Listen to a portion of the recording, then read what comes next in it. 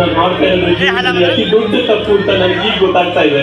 ಮಾತೃದ್ರೋಹಿ ಅಂತ ನನ್ನ ಹುಡುಗಿಯ ಚುಚ್ಚಿ ಚುಚ್ಚಿ ಹೇಳ್ತಾ ಇದೆ ಸರ್. ನನಗೆ ಊಟ ಸೇರಲ್ಲ. ಹೇಗಾದ್ರು ಮಾಡಿ ನಮ್ಮ ಮಗುಗೆ ಸಮಾಧಾನ ಮಾಡಿ ನನ್ನ ಜೊತೆ ಇರೋ ಹಾಗೆ ಮಾಡಿ ಸರ್.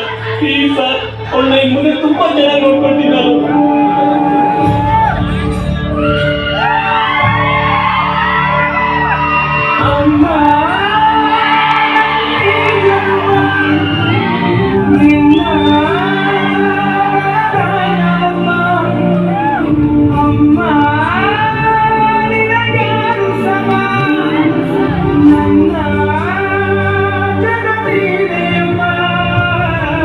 ಎಷ್ಟೇ ಕೋಪದಿಂದ ಮಾತಾಡೋದು, ಸ್ವಲ್ಪನೂ ಕೋಪ ಎಂದು ಕೇಳೋದು ನಮ್ಮಮ್ಮ.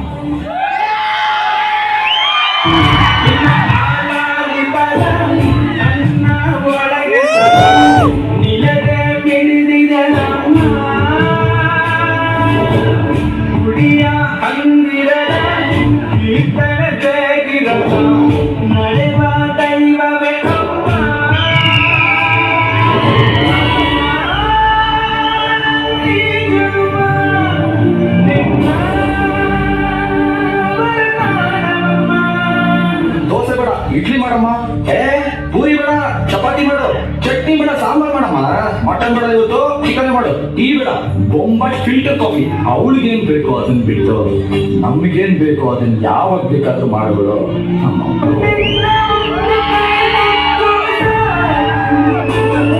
ಈ ಜನ್ಮ ಪೂರ್ತಿ ಉಪವಾಸ ಇರುವೆನು.